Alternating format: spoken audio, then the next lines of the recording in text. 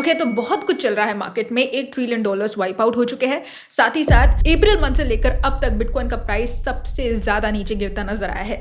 Situation और भी ज्यादा बदतर हो सकती है और कुछ चीजें हैं जिसके कारण सेल प्रेशर अब और भी तेजी से बढ़ सकता है, ना सिर्फ बिटकॉइन के लिए बल्कि अल्ट कॉइन्स के लिए भी। तो यहाँ पर क्रिप्टो मार्केट पर जो खतरा है वो अभी तक मंडरा रहा है और इस पूरी सिचुएशन को कैसे हैंडल करना है वो मैं आपको आज के इस वीडियो में बताऊंगी। और साथ ही मैं एक ऐसी इनसाइडर रिपोर्ट देने वाली हूँ जो कि आपको सबसे ज्यादा हैरान करने वाली है। तो मेक श्योर वीडियो को लास्ट तक जरूर देखिए। साथ ही में क्रिप्टो से रिलेटेड इसी तरह के वीडियोस को देखते रहने के लिए चैनल को सब्सक्राइब करना बिल्कुल भी मत भूलिएगा।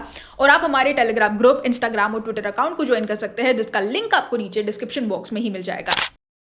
हेलो दोस्तों, welcome to the crypto byte. और आज हम लोग बात करने वाले हैं क्रिप्टो मार्केट की कुछ बहुत इंपॉर्टेंट अपडेट्स के बारे में, साथ ही साथ इनसाइडर रिपोर्ट्स के बारे में, क्या चल रहा है at the back and market के अंदर। बहुत शॉर्ट होगा ये वीडियो, इसलिए ध्यान से आप समझने की कोशिश करिएगा और एक पर्सपेक्टिव यहाँ पर आपका इस वीडियो के बाद जरूर बनेगा कि कैसे मार्केट में इन्वेस्टर्स और रिटेलर्स के पीठ के पीछे क्या खेल चल रहा है। तो वो आपको समझने में यहाँ पर मदद मिलेगी। अगर वीडियो अच्छा लगे तो लाइक जरूर कर देना। अब यहाँ पर पहले समझेंगे कि हुआ क्या है। बिटकॉइन यहाँ पर 86,000 का जो ग्रिप था उसे तोड़ चुका है और 85,000 के आसपास यहाँ पर चला गया है। मार्केट में केओस काफी तेजी से बढ़ रहा है और अल्ट कॉइन्स यहाँ पर काफी हैवी प्रेशर क्रिएट करते दिखाई दे रहे हैं। फियर इंडेक्स जो है वो और ज्यादा बढ़ता दिखाई दे रहा है। मार्केट इस समय पर हाईएस्ट फियर सेंटिमेंट दिखाता नजर आ रहा है। साथ ही साथ यहाँ पर वेल्स का किस तरह से रिजेम्बलेंस है, यूएस शटडाउन जो फॉल आउट हुआ है वो यहाँ पर कितना बड़ा इंपैक्ट प्ले करता है, क्रिप्टो एक्सचेंजेस जो है वो किस तरह से यहाँ पर स्ट्रेस क्रिएट करते दिखाई दे रहे हैं क्रिप्टो मार्केट के अंदर, और साथ ही साथ जो एशियन मार्केट मैनिपुलेशन गेम है वो कैसे वर्क कर रहा है, ये आज हम समझेंगे। तो सबसे पहले समझते हैं यहाँ पर कि वेल्स का क्या गेम चल रहा है। वेल्स की जहां तक बात की जाए तो यहाँ पर वेल्स का जो पोर्टफोलियो है वो रिबैलेंसिंग पोर्टफोलियो बनता नजर आ रहा है। क्यों? क्योंकि इनसाइडर रिपोर्ट्स के हिसाब से यहाँ पर 3 मेजर जो बिटकॉइन वेल्स है वो यहाँ पर रिबैलेंसिंग करती दिखाई दे रही है। ये 3 मेजर वेल्स कौन सी है? इसमें सबसे पहला जो नाम आता है वो है यूएस बेस्ड ओटीसी डेक्स का। दूसरी यहाँ पर सबसे बड़ी वेल है मिडिल ईस्ट की सॉवरेन फंड। साथ ही में तीसरी जो वेल है वो है हांगकांग का प्राइवेट फंड।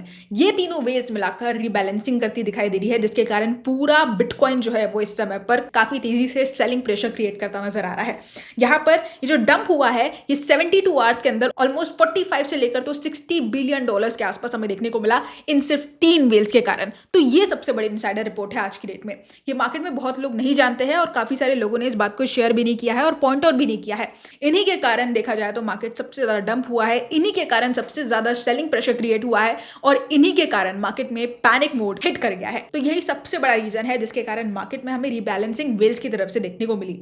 उसके बाद यहाँ पर जो यूएस शटडाउन फॉल आउट हुआ उसने तो कहीं ना कहीं बड़ा रोल प्ले ही किया है, क्योंकि यहाँ पर यूएस गवर्नमेंट का जो शटडाउन है वो खत्म तो हो गया, लेकिन यहाँ पर जो बजट कट्स है और जो न्यू टैक्स रेगुलेशंस है उन्होंने कहीं ना कहीं बहुत ज्यादा हाइप क्रिएट कर दी है और बहुत ज्यादा पैनिक मोड इन्वेस्टर्स के दिमाग में क्रिएट कर दिया है। यहाँ पर इन्हीं 2 चीजों के कारण हमें मैसिव अनसर्टेनिटी भी देखने को मिली है मार्केट में। साथ ही साथ यूएस शटडाउन के बाद एक और बड़ी चीज हमें देखने को मिली, एक्सचेंजेस को फोर्स रिपोर्टिंग गाइडलाइंस मिल चुकी है, जिसके कारण जो इंस्टीट्यूशंस है वो पैनिक सेलिंग कर रहे हैं, वो सेलिंग प्रेशर क्रिएट कर रहे हैं।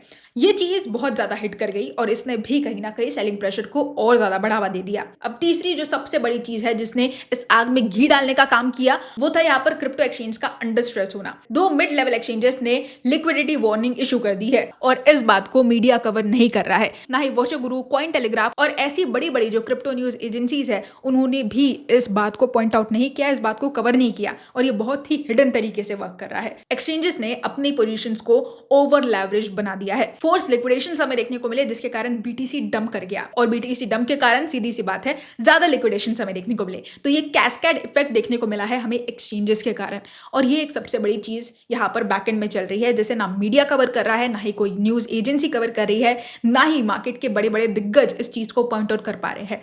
ये बहुत बड़ा गेम है जो आपको समझने की जरूरत है। क्रिप्टो में अगर आप ट्रेडिंग कर रहे हैं तो यहाँ पर जो चार्ट्स और पैटर्न्स को एनालाइज करने से ज्यादा जो 90% या कम से कम कहे तो 80% जो काम करते हैं वो है सेंटिमेंट्स पर काम करना, इमोशंस पर काम करना, इस गेम को समझना, इनसाइडर्स को समझना और वेल्स को समझना। ये बहुत बड़ी बड़ी चीज है जो 90% ट्रेडर्स बिल्कुल निग्लेक्ट कर देते हैं और सिर्फ चार्ट्स और पैटर्न्स को समझकर ट्रेडिंग करते हैं, लेकिन ऐसा नहीं करना चाहिए। अब चौथा जो सबसे बड़ा गेम हमें देखने को मिला जो इन सारी चीजों को सीधा लेकर चला गया मार्केट क्रैश की तरफ, वो है यहाँ पर एशिया मार्केट मैनिपुलेशन गेम।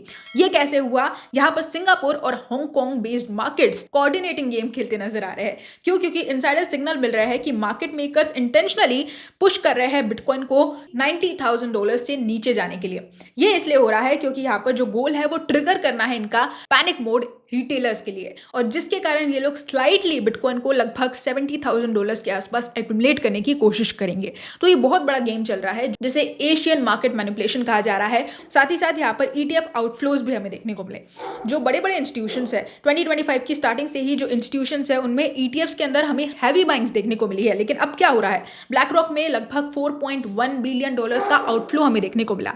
उसके बाद फिडेलिटी ने लगभग $3.6 बिलियन के बिटकॉइंस और एसेट्स पूरी तरह से बेच दिए। इसी तरह से मार्केट के बड़े बड़े इंस्टीट्यूशंस भी सेल ऑफ करते दिखाई दे रहे हैं। ये कुछ बड़ी चीजें हैं, ये कुछ 5 बड़ी चीजें हैं देखा जाए तो इनसाइडर्स के हिसाब से भी और मार्केट के बैकएंड में भी जो चीजें चल रही है और जिसके कारण मार्केट सबसे ज्यादा अफेक्ट हो रहा है। तो ऊपर से आपको ये तो पता है कि मार्केट में $1 ट्रिलियन के लिक्विडेशन हुए हैं। क्यों हुए हैं ये भी पता है कि ETF इनफ्लो कहीं ना कहीं कम हो गया है। बहुत सारी चीजें हैं जो आपको ऊपर से सतह के ऊपर से जरूर पता है, लेकिन इनसाइडर अपडेट्स जो है वो सबसे ज्यादा मैटर करती है। और यही वो सबसे सटीक और 5 बड़े कारण थे जिसके कारण मार्केट पूरी तरह से डंप कर गया। BTC $86,000 पर आ गया है। इमेजिन, जो BTC $1,30,000 के आसपास पहुंच गया था, उसे किसी ने इमेजिन नहीं किया था कि सिर्फ 1 महीने के अंदर इतना बड़ा क्रैश हमें देखने को मिलेगा। नेक्स्ट वीडियो में मैं आपको बताऊंगी कि किस तरह से जो US इलेक्शंस है उनके कारण भी क्रिप्टो मार्केट में मैनिपुलेशंस काफी ज्यादा बढ़ चुका है। और ये भी एक सबसे बड़ा फैक्टर है जो कि मैंने इन 5 पॉइंट्स में ऐड नहीं किया है, क्योंकि US इलेक्शंस का ये जो मैनिपुलेशन है ये अभी तक शुरू नहीं हुआ है। ये गेम तो अभी शुरू होने वाला है, तो इसके बारे में आपको जानना बहुत ज्यादा जरूरी है। इसलिए जो नेक्स्ट वीडियो होगा वो इसी एक टॉपिक पर होगा। मेक श्योर जरूर सब्सक्राइब करके रखिए ताकि उस वीडियो का नोटिफिकेशन आपको जल्दी से मिल जाए। दोस्तों, क्रिप्टो मार्केट के सेंटिमेंट्स को, इमोशंस को एक अलग पर्सपेक्टिव और एक अलग थॉट प्रोसेस से समझने में मैं आपको हेल्प करने वाली हूं, ताकि आप अपनी इस ट्रेडिंग जर्नी को और बेहतर बना सके और क्रिप्टो मार्केट से साथ ही साथ अपडेटेड भी रह सके। तो ये अगर अफोर्ट आपको मेरा पसंद आ रहा है तो चैनल को सब्सक्राइब करके रखिए, और मैं दोबारा कहूंगी लाइक करिए, कमेंट करिए कि आपको वीडियो कैसा लग रहा है। दोस्तों, आज के लिए बस इतना ही। कल फिर मिलेंगे क्रिप्टो की नई अपडेट्स के साथ। तब तक के लिए एंजॉय द मार्केट।